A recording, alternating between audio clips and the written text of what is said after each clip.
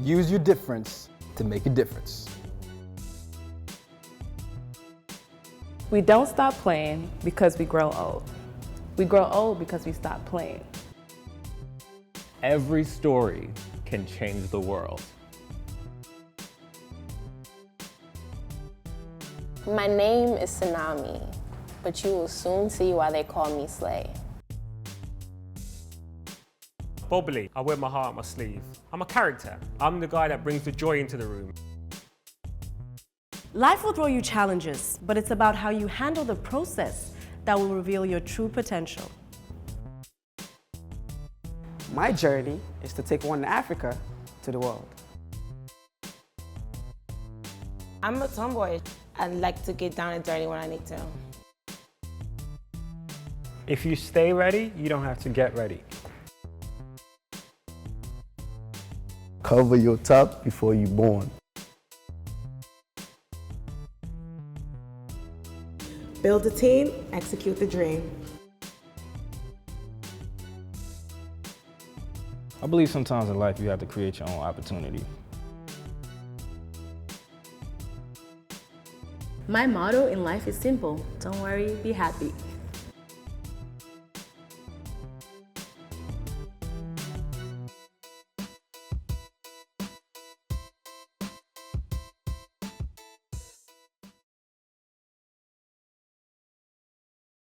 Hello everyone, welcome back to the African Millennials. My name is Sydney Love and I'm here with my cast members today. Hey! How's you? How's you? Today's topic is very sensitive. Are Black men being targeted? Yeah, so let's get into it. Guys, I'll start with you. What do you think? Yeah, no doubt. I definitely think that Black men are targeted from like the day we were born. There's like a red dot on us.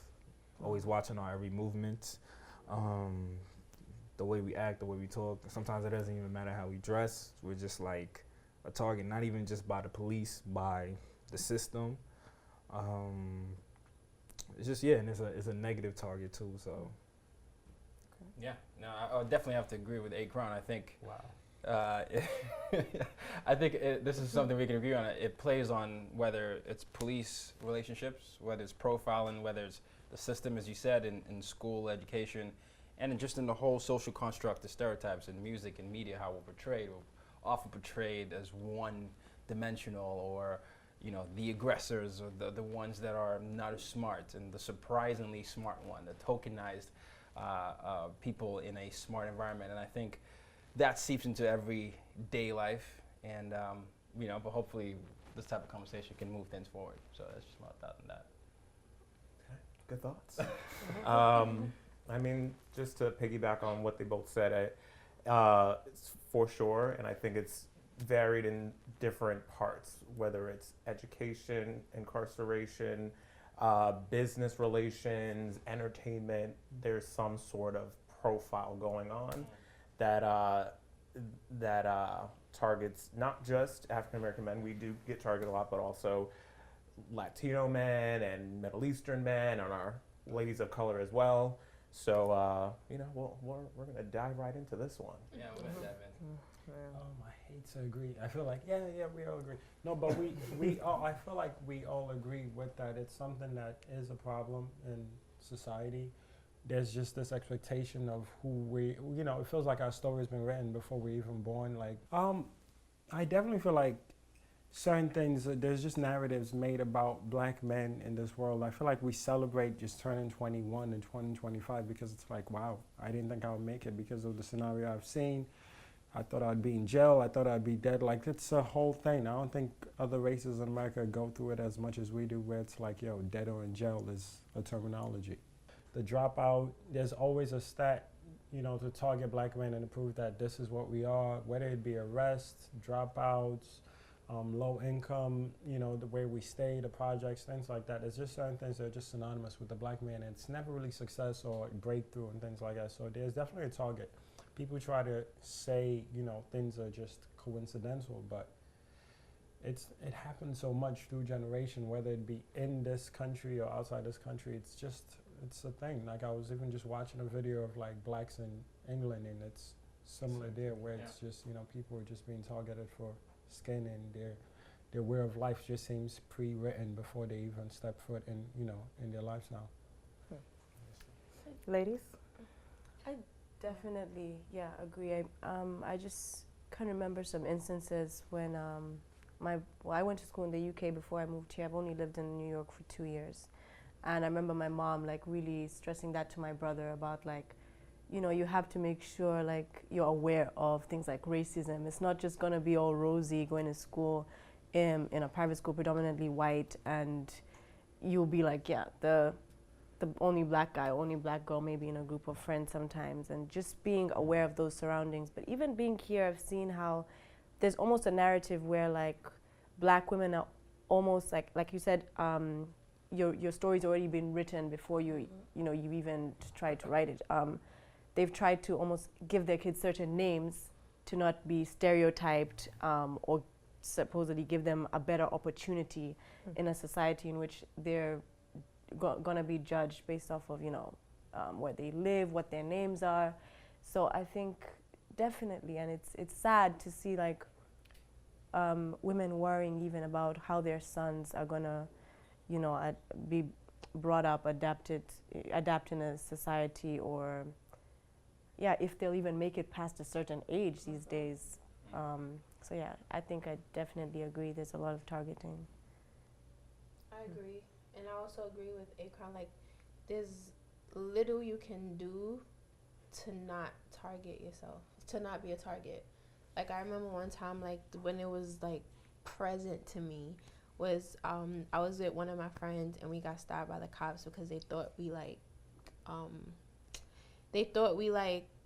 hopped the train, but we both clearly swiped, and the cops were just like, whoa. And he was in the wrong, and it wasn't even like, it was a black cop that was doing this. He was in the wrong. Clearly, he was just very aggressive, very inappropriate.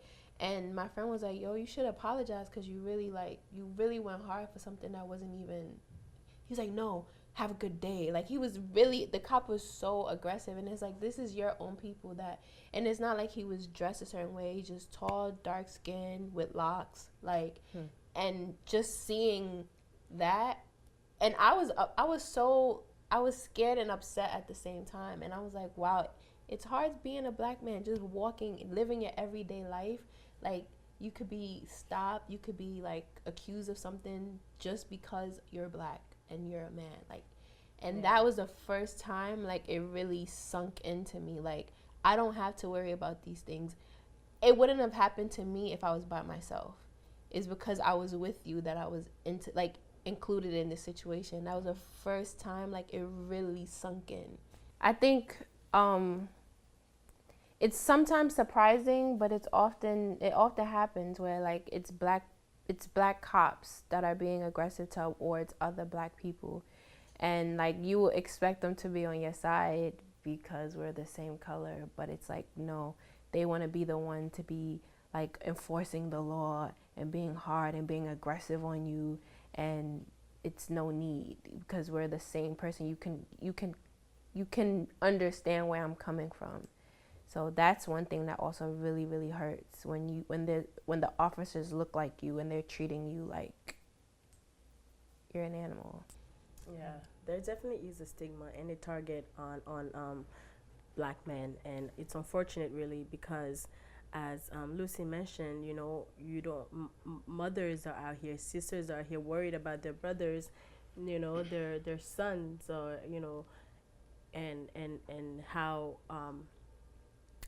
you know, and what their experiences are going to be out there in the world, you know. And like somebody says, from the day a lot of black men are born, their stories are written, you know, like there is already this stigma as to, you know, what kind of schools they're going to go to, what kind of the careers they're going to have, or where they're going to end up. There's already this stigma out there that they're not given an opportunity, or they're not given a chance to rise above, you know, what the society's expectations of them are. And it's just, it's unfortunate. So I feel like the thing is that our black men, they're very powerful, they're strong, and that's probably one of the reasons why they're always targeted, because it's just that we stand out. I'm gonna say we because we as a whole, we're black, and And like, it's just a fear in them. And when I mean them, I'm speaking of the cops and everybody, the white superior, whatever.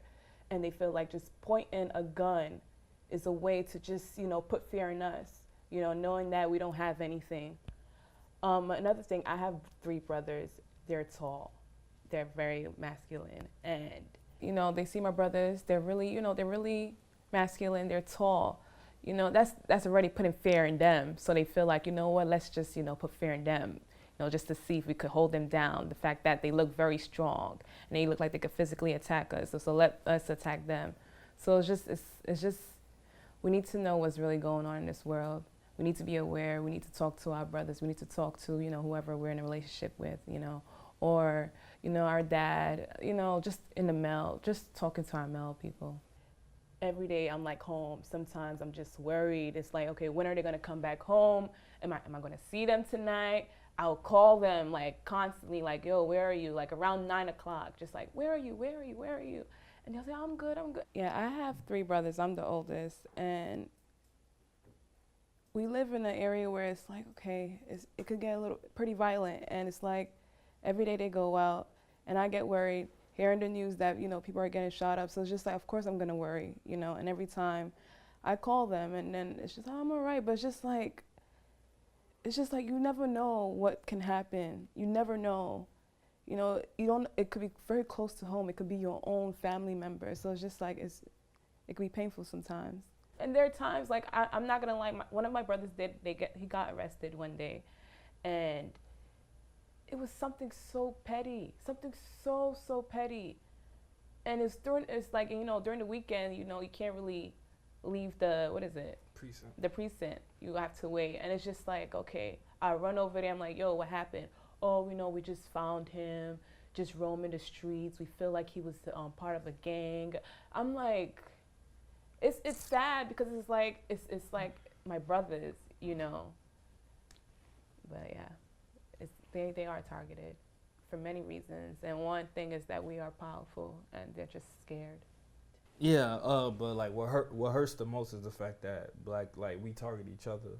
Like I feel like we're the one race that fights with each other the most, and I think it hurts more when your own brother is looking at you a certain way. When as to just like, it's one thing if a stranger does it, but someone that's like, we're both supposed to be like understanding of each other and we both got like beef with each other, it just doesn't make sense. Like when you said your friend got stopped, it was a black cop. Sometimes and it was 2 cops. One was white and one was black, but it was a black cop one going in. Yeah, I've realized that. Like it's usually the black cops that go hard the most because I'm sorry.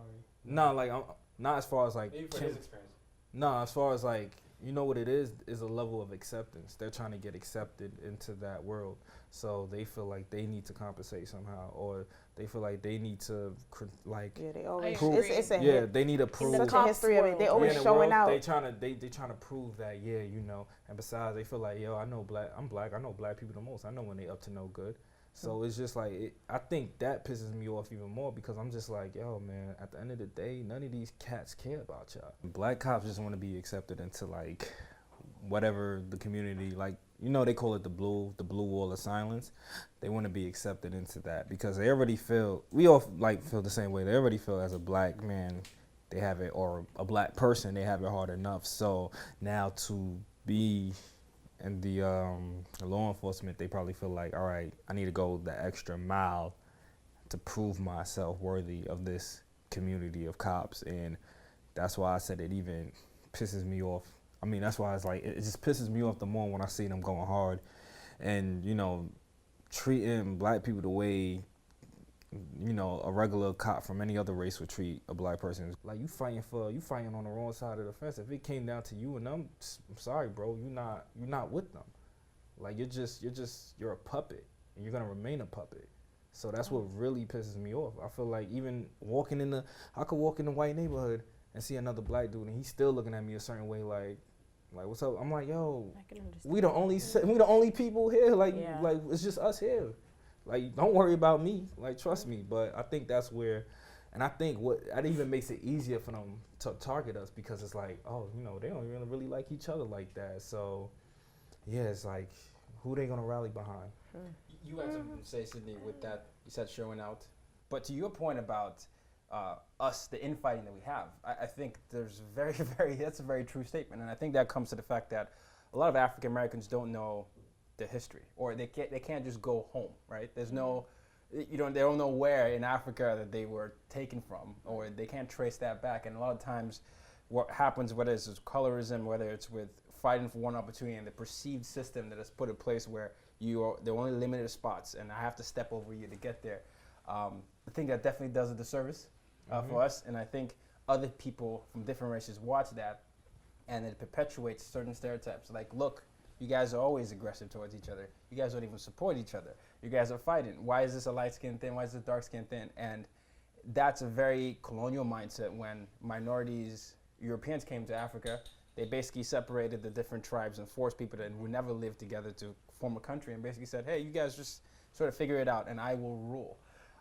So I think us as a community, we need to learn how to have agency, agency of our stories, take inventory of the platforms that exist for us, and whether it's YouTube, whether it's podcasts, whether it's us being black and proud and saying, hey, I'm black and proud, this is my form of black, you're also black, and we are going to embrace all shades and be unashamed and unapologetic about that. I think the more we do that, the more people will be forced to just say, wow, okay, there's no form of, I can't come against you because you're already united. Agency basically means owning your story.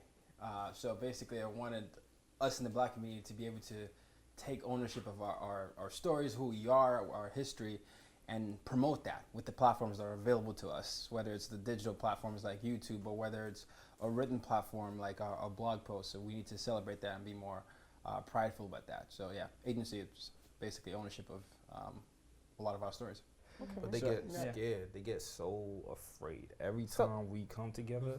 When you say that, so who do you guys, who's doing the targeting? Who's doing the targeting? We gonna say, I'm gonna say they. No, not the like, I'll say the white people on top. Like anybody who's pulling the string. You can't just say the white people on top. I don't want to be that one person, but not all white people are racist. Not all. We know that for a fact. Not all white people are racist, but we got to look at the source from where it started from. Even the mentality they have is not their own mentality. I think we're gonna say the government, okay? The government is targeting us. Why? Go ahead. Oh, my bad. Why they're targeting us?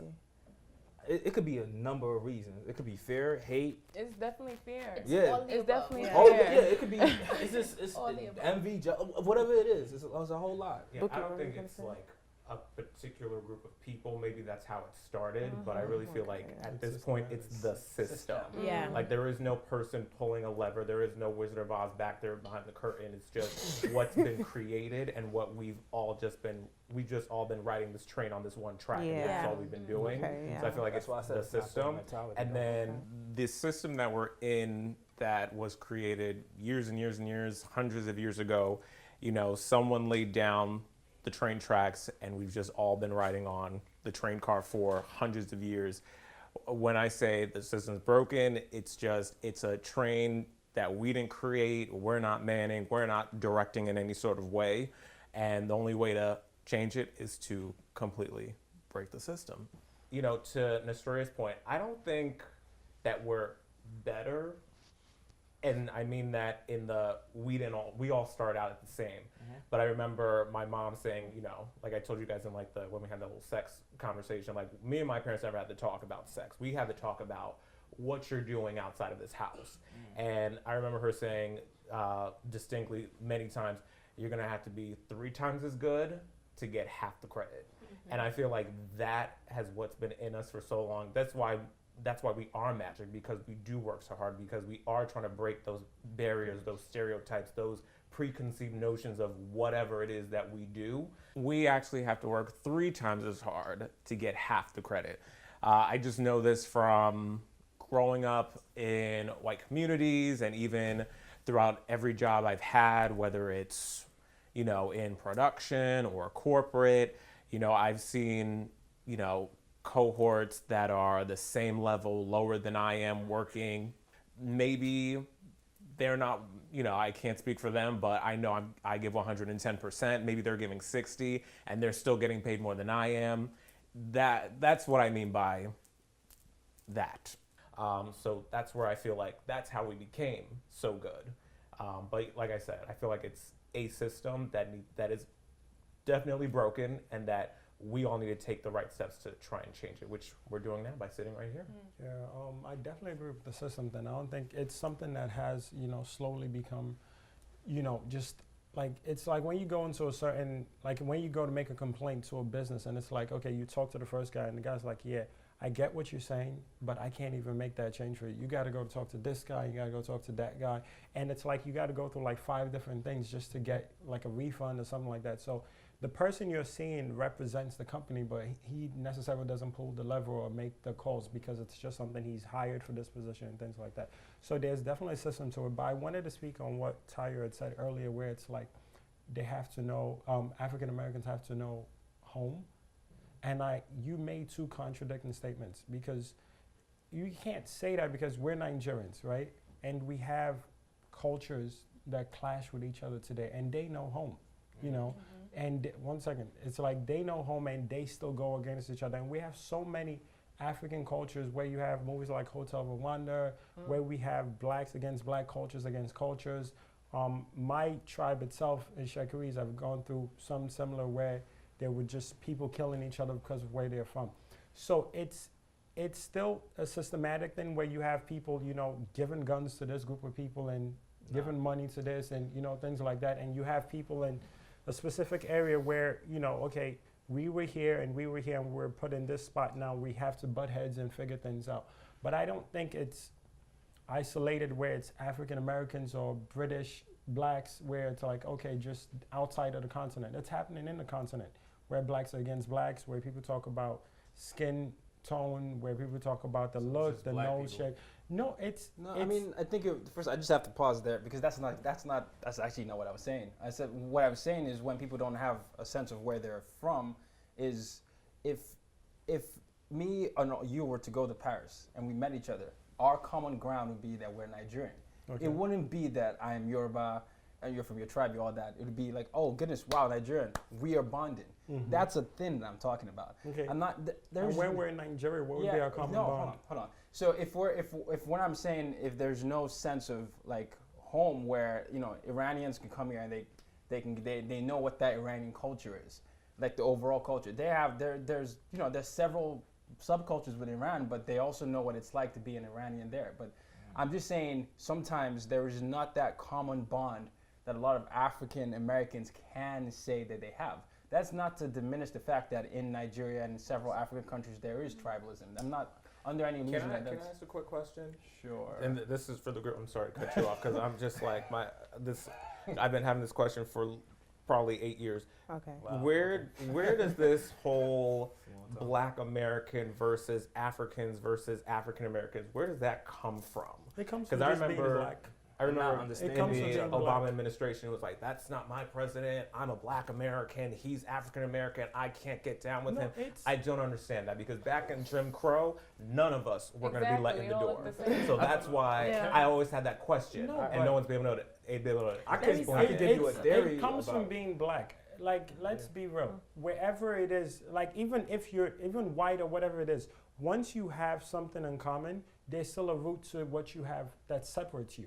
So now I can be here with Christy and say we're West Africans, and she could be Francophone and Anglophone. There's always something that separates us. And when you are seen at the bottom of the totem pole, or when you feel you're at the bottom of the totem pole, you have this mentality that I still have to find something that makes me better than them, so I'm a little higher. I'm not trying to get right above. Exactly. I'm not saying I'm at the top, but I'm damn near better than the person next to me, which is just because we're at the bottom.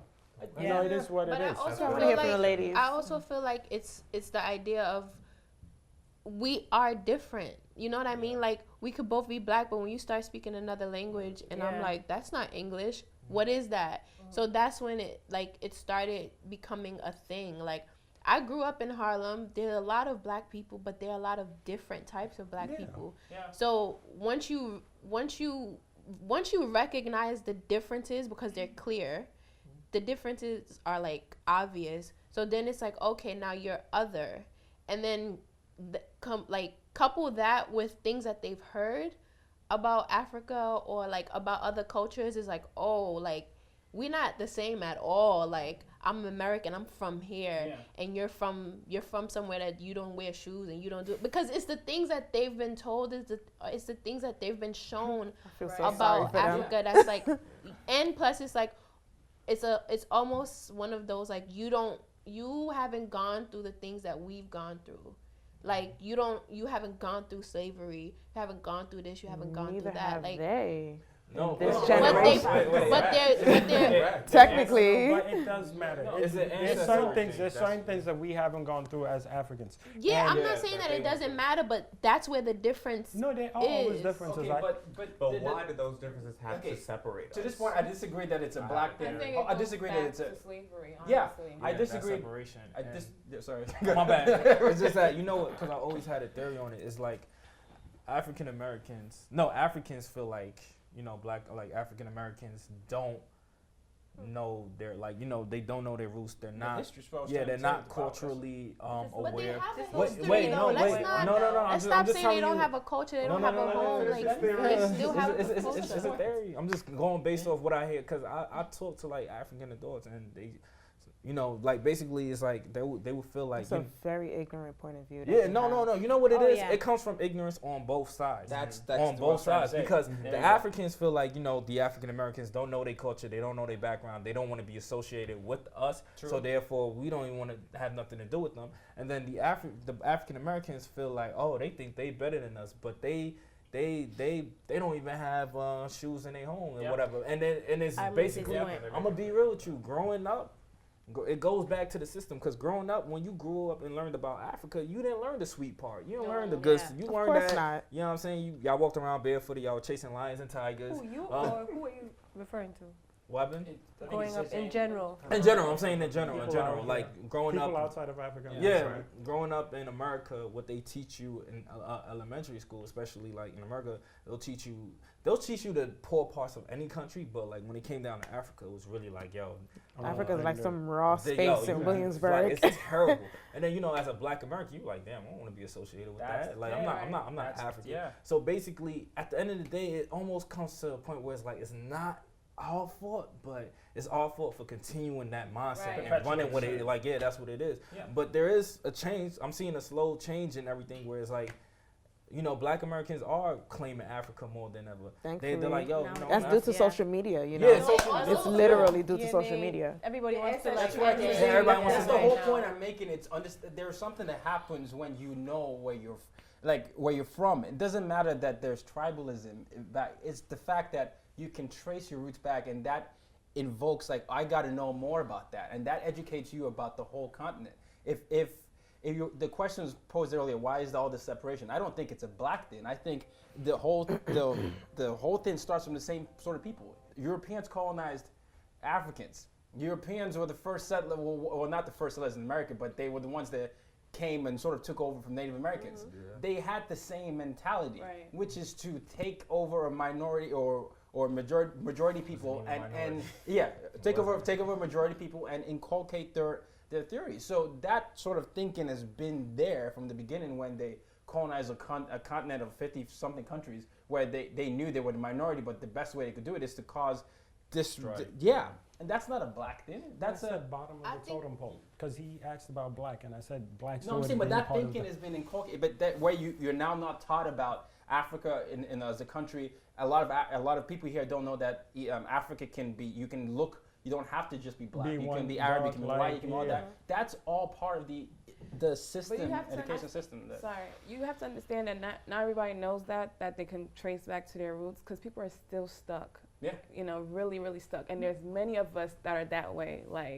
So it's just like, okay, social media is out there, but then social media is also showing how we're portrayed in a very negative way. And this is what they see the most. So like the shade room, all the entertainment. So it's just like, okay, right. So it's not really, okay, it's like, even in school, you know, they're not even saying, okay, you need to go trace back, see where you're coming from. They don't tell you anything like that. They'll say, okay, we just did slavery, just to make them upset all over again. Yeah. Oh, damn, this is what we went through. This is okay. All right. At least I'm not that dark skinned chick that went, you know, that That's went true. through. But you know, the first time I came across this is when sorry, Lucy, I'll let this, I'm so passionate about this, I'm so sorry. When I first went to an American international school, this is the first time I really became cognizant of white people. I was 10 years old. The first thing that really struck me was a lot of people would go, I'm 1/4 this and 1/4, me and my mom and my dad were like, how do you know you're 1/8 whatever? Right. Like, yeah. how are they, you know, there is that pride. I know you're measuring cup. But there's part that, I'm not saying that we don't have the agency to do that. I'm just saying, that's something that shouldn't be taken for granted, despite the tribalism. Even though deep down they still want to be white. I really want to answer Buki's question though, because I feel like we didn't really answer like where did this whole thing start Who was doing the targeting? And I feel like it's part from the American standpoint. It's like when slaves came to America, you erase them from you take their names away and give them new ones. You teach them new things. So after a few generations, all they know is this, and all they know is like a new culture. And then on top of that, like when us as immigrants come from Africa, we have our we have our culture, and we have the things that we see of Black Americans. Oh, we see the violence, we see they're lazy, they're this, they're that. So already I'm not you, because I've been taught something different, and I've been taught that you guys are different than us. And then we come here with, oh, you guys are like, so it's already what A-Crown said. I think it answers the question for me. I definitely agree with his point, and I think that's what you're touching on, is ignorance on both parts. Right. It's the way, it's just how the portrayal of each part sees the other same. Like coming here, I think from my African parents, they had this stigma in movies and stuff of the black African American playing negative roles. They're thugs, they're this. So there's always this stigma. African Americans, they're thugs, they're scary. You're not like them. We're taught to work hard, to go to school. We're more educated, you know, and stuff like that. And then the other side, oh, you guys are Africans. You guys, you're not on our level, or whatever the case might be. So together, unfortunately, they're seen as opposites, when at the end of the day, like you said, when it comes to the white man and who he's gonna target, he doesn't exactly. Right. And that's the bottom line that they don't see. Yeah, but that's the point that he made, where we have to be able to come together. And whenever I keep saying knowing the history, that's education. It's basically understanding that we all look alike. We all did ultimately come from somewhere where we've shipped. Yeah, we have more in common. And then if we learn how to do that, then there's so much more that we can grow. And I think that gives other races more opportunities to be able to say, okay, fine, whatever. Yeah, because I feel, I mean, this is definitely going towards later in the conversation, but I mean, how are we supposed to fight this system? How are we supposed to conquer and change the mindset when we can't even educate ourselves? Right. That's why I said the focus. Like, so we're talking about demand the system. Okay, so why do you think they do that? Why do they do that? Why is this happening? Yo, it's like hate. Like, I don't know what like the Bible says, the heart of a man is desperately wicked. Like, they just, for some reason, they just hate us. I could promise you that they could be like there could be something else going on somewhere else with another race of people, and we could just be sitting here and they'll just be like, oh, nah, we got those black people over there. What about them? Like, it's a supernatural hate. That's all I could say, because it's a supernatural hate. Supernatural hate is basically when you just hate from like a hate that is unexplainable. Like, it's just, you can't even break it down to a science. You just hate somebody, or you hate someone or something, and you just feel like you need to dedicate your whole life to destroying that thing. But I think it's dope when you see black people win it, because it's not often that you see black people win it. That's why when Jay-Z's album comes out and he's giving this, advice from somebody who's closing in on $1 billion, it's such a dope idea to see somebody say, okay, I started as this, I changed the narrative, even though my story was written for me as a guy from Marcy Projects in Brooklyn selling drugs. I made something of myself. I'm in corporate America. I'm here representing people that are feeding their families. People see me and see an establishment. So I do think it's needed, because we say all this about the fact that we have to break that mold and get to know each other more, but there are people just trying to survive. You know, you can't necessarily study Africa and all these things when you're trying to put food on the table. You know, you can't necessarily talk about self-love when you can't, you know, feed your family. So there are steps to it. I know it's so much easier to say, yo, go study Africa and go learn about your neighbor and go love your neighbor, when you're dealing with real shit at home. You know what I mean? When you're dealing with finding a way to put, you know, uniform on your kids back to go to school and just have him survive before he deals with self-love, and try to put food on the table before you go through like distinguishing what's, you know, the news and what's actually real and things like that. So we all have our parts to do in giving back, where it's like, okay, I'm woke, or I'm above this, you know, I'm above the influence of media.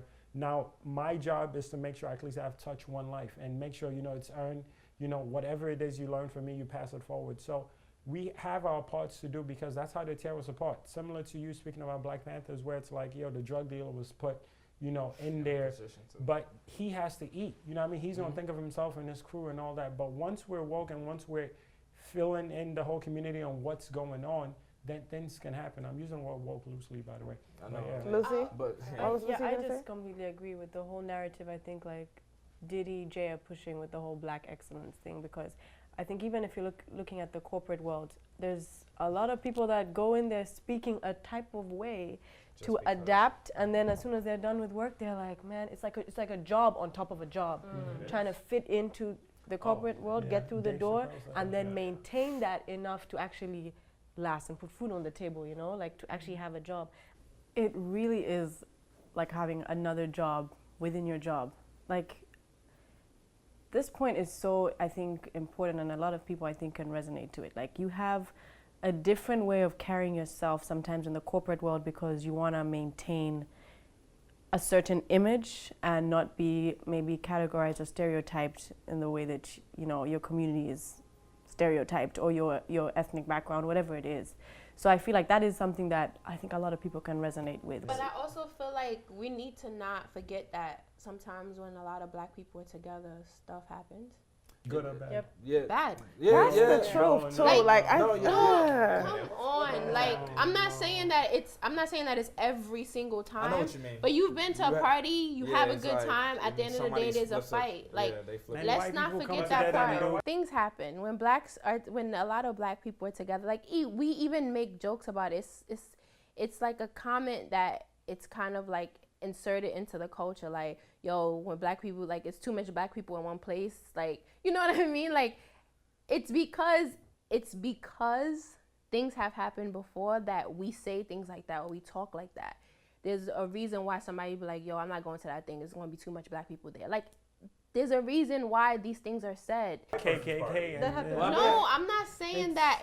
I'm not saying it as like that's why there's always a tight security. But it happened. No, I happens. disagree with you on that. I'm sorry. Because so it doesn't happen. No, this is what I'm telling you. I completely disagree for this one reason, right? Okay. You saying things happen when Black people get together, and I feel like that's basically what's been spotlighted. Now, the one thing is, the same way. Listen, right? The same way you were talking about, you came off you went into the train station and there were cops waiting for you. What I'm telling you now is there are more cops in certain areas than there are in other areas. Now, there's a lot happening in the suburbs where they have parties, drugs are being done, rape charges, all this. And things are happening, but it's not being spoken about. But the reason you hear more about what happens when Black people are together is once there are 10 Black people around, there's about to be a helicopter going through just to see what's going on. Team and everything. So now, if it's happening everywhere, then it's not special when it's happening between Black people. It's just that there are cops to arrest people when it's happening between Black people. Shit, we could just be walking down the street right now. I've been arrested for just walking down the street and fitting a crime. And they checked everything. They're like, oh, what have you done? And then hours later, they let me go. Now, if I had something on me, if I had weed or a weapon or something, I'm getting arrested for actually having something where they just checked me and things like that. So things can happen when we're together.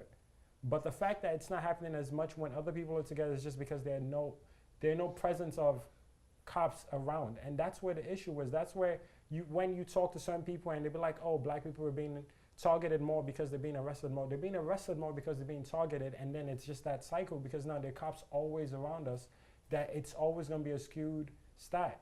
I was picked up for walking down the street. I wasn't arrested because I technically didn't do anything wrong, but I was handcuffed.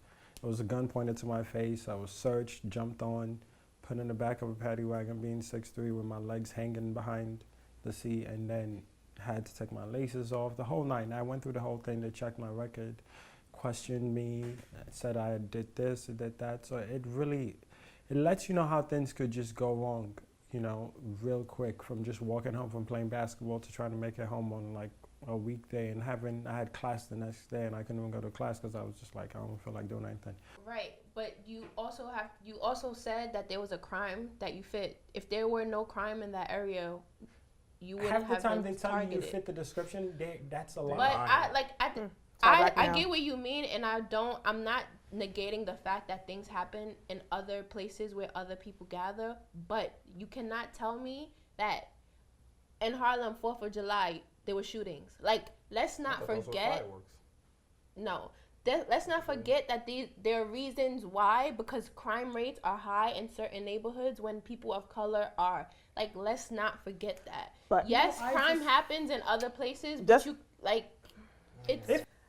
there are reasons why people treat people of color a certain way, and let's not forget that there's certain truths to these things. I'm not saying like let's just highlight them and plaster them all over the place, but there are reasons why stereotypes occur. There are reasons why people think of African Americans and black people and this, that, and the third a certain type of way because there's a truth to it. Like, you cannot tell me you haven't been at a party and at the end of the party there was a fight. Like, let's be real. Like, let's not pretend that we're all peaceful and kumbaya. Like, that's not life. Like, things happen, and the reason why these things, the reason why we're perceived a certain way is because these examples are there to look back to. To touch on that, I mean, we could talk about what came first, the chicken or the egg, but they both play into each other. I think just from years of, you know, purposely black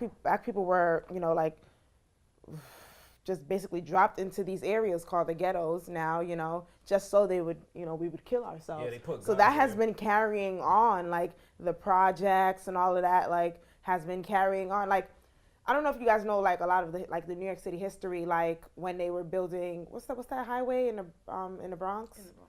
Where they were building a highway in the Bronx, they kicked so many people out their homes, like knocked down so many homes, and that's how a lot of those projects in Manhattan how a lot of the projects in Manhattan even came about, because they kicked so many people out their home, and you're like, you know what, we're gonna push the black people down to Manhattan, put them in the projects, have them kill each other, and then move more people in, or like white people and stuff like that. The same thing they did in so like still till today, like, you know, they're putting guns on the street for people to kill each other.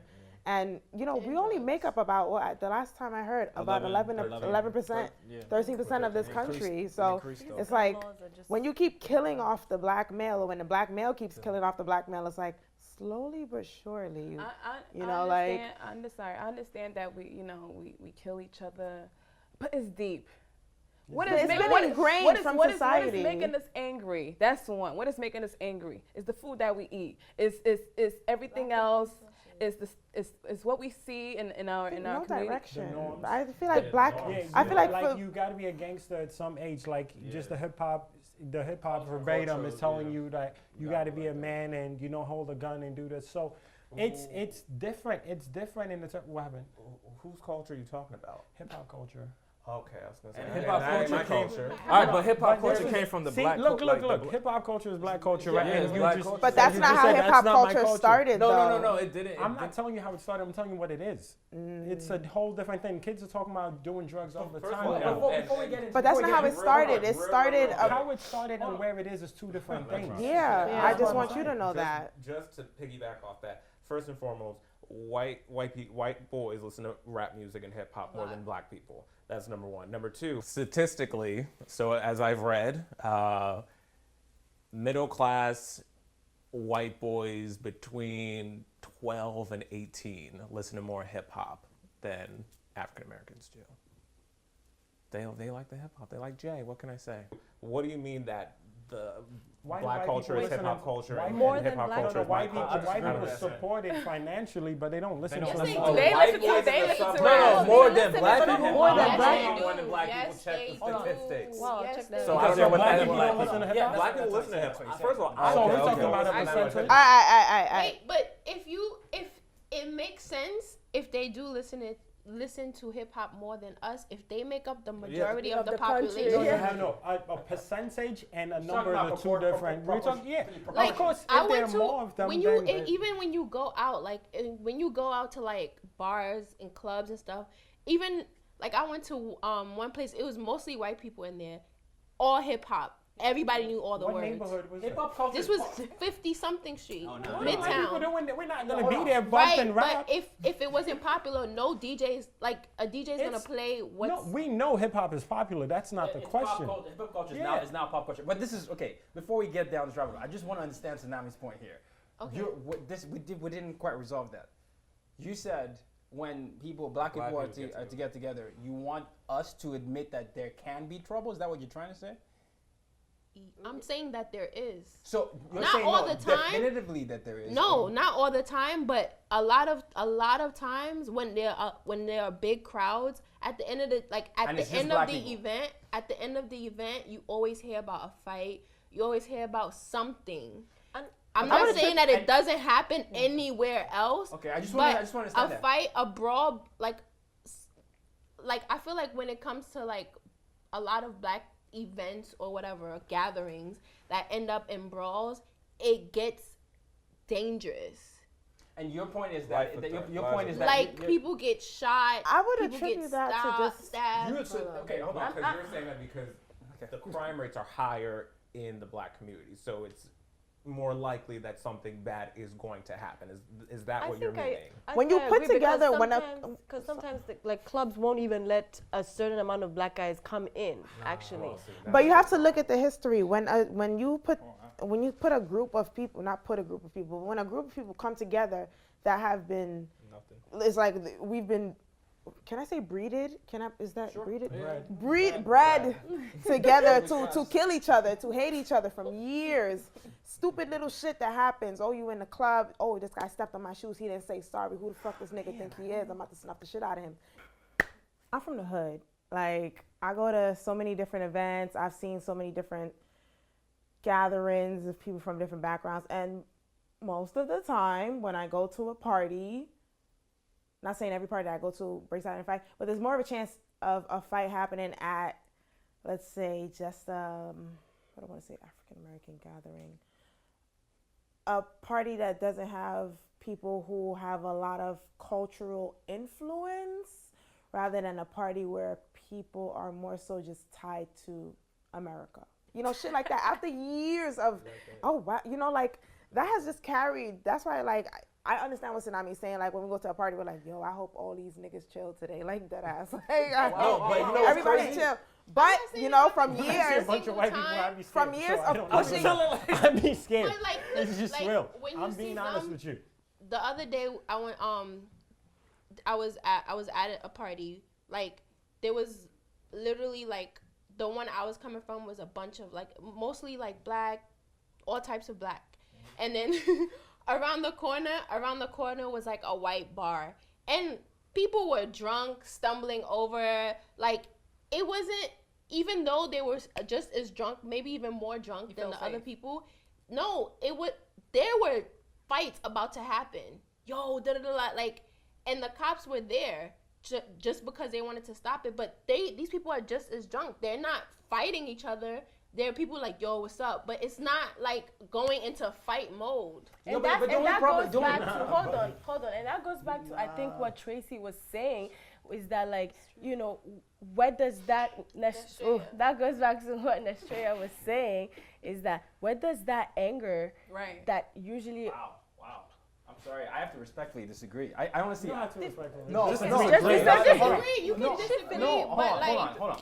The only problem I have with Did you what. finish? It's okay, go ahead. I'm sorry if I cut you off. I'm sorry. No, you I did. You cut her off. I did put the respect in that name. I put the Put some respect. respect. All right, boom. What was you saying? No, he could go ahead and Okay, say all it. right, Taya. She the bigger man.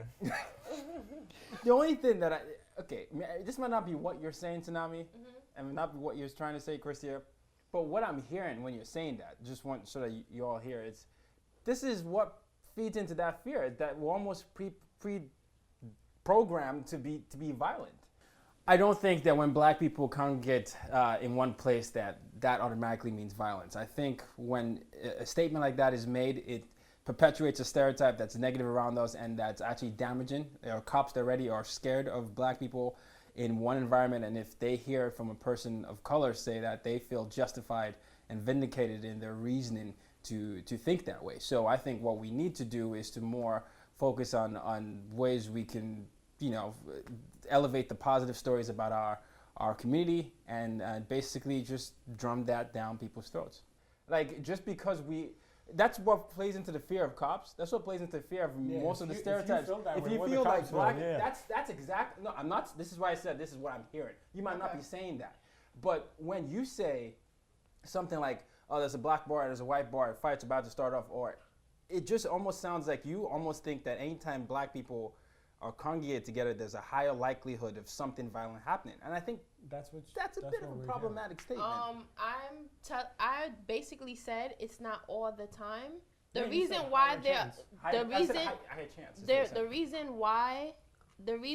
like cops are not gonna appear at a place where a lot of black people are just because they just imagine something's gonna happen. But it's they because are. It's because it's happened before. But that's happening. We could be That's going to church. Like, you know what I mean? Hold on. Come through just because. Oh yeah, black people gonna fight today. It's because it's happened before. There's more and more parties. All blacks are the neighborhood. Hold on. Oh my gosh! Like you don't have to exactly agree with what she's saying, but at least try to see where she's getting that. You know what I'm saying? Like. Yeah, she's finished. I wasn't even done. My bad. Go ahead, boo.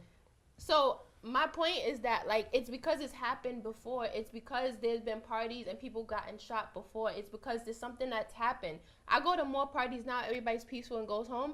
Sometimes I'm not gonna frown. I'm like, oh snap! Like nowadays, now I've been to a lot more events where it's been peaceful. Nobody's fighting and stuff. But it's happened. Question: what kind of events? What's the community in there? It could be a cookout. But not like, I mean, not to separate, but like, all right, is it just more so African American events or like African millennial kind of events? Mixed with some black. Because that's what I'm saying. The disconnect is between like cultural discipline, I would say. Like, no. I have not been to an African, like people our age, people who have, I don't want to say this and be harsh, but people have African millennials. Yeah, basically African millennials who have more of a cultural discipline. I go places, I be like, I'ma chill because I don't want no one. First of all, you're going to have to use a calling card to call my dad, call my mom to say, yo, your daughter's been arrested. I have more of a thought like, I need to chill. I'm the oldest in my family generation. All my people's in Nigeria. People that are here already, they're like, man, fuck that shit. I get my cousin. Like it's such a disconnect. Like I feel like the black community, people who are bred here that don't have like a connection back home for the most part, don't really care much. I disagree completely. I see. I feel that's because they don't have they kind of came up with the notion that who gives a fuck anyway? This is just what it is. I think I agree. I've seen signs like even with family that live here in America and like other Africans that live here, where they'll separate like if there's from how someone carries themselves, talks and be like, nah, Black American kind of thing, or who are you dating? Oh, Black American, that kind of thing. Like, oh, where does he live? Like, we don't want no gangster looking. So there's in terms of like the divide, it's there, very prevalent. Yeah. And so they'll even attach some of these stuff of like, oh, they live there. Oh, okay, hood guys or whatever it is, and it's sad. Wait, going back to what Tsunami was saying, I bet you, right? Mm-hmm. There are like clubs in Brooklyn you would not go to, or you would not go to because you know how it is. Dead ass. Always. I've been to parties. I've been to parties in Brooklyn.